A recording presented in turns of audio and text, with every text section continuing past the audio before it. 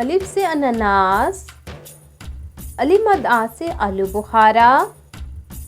बे से बैंगन, बे से प्याज, ते से तरबूज, ते से टमाटर, से समर, जीन से जैकेट, जे से चॉकलेट, हे से हलवा, खे से खुबानी, दाल से दादी, दाल से डाक, दाल से जुबान, रे से रस्सी।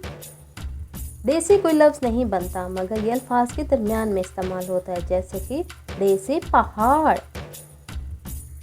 जे से ज़राफ़ा,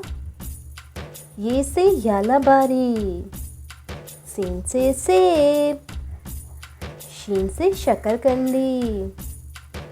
स्वाद से सोफ़ा,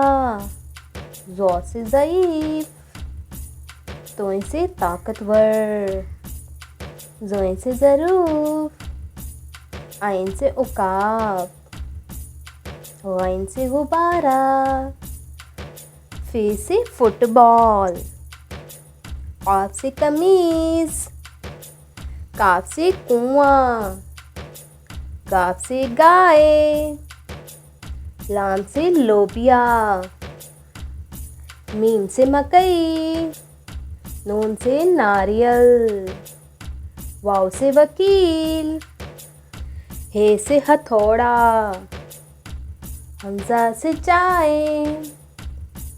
छोटी ये से याक, बड़ी ये से यक्का।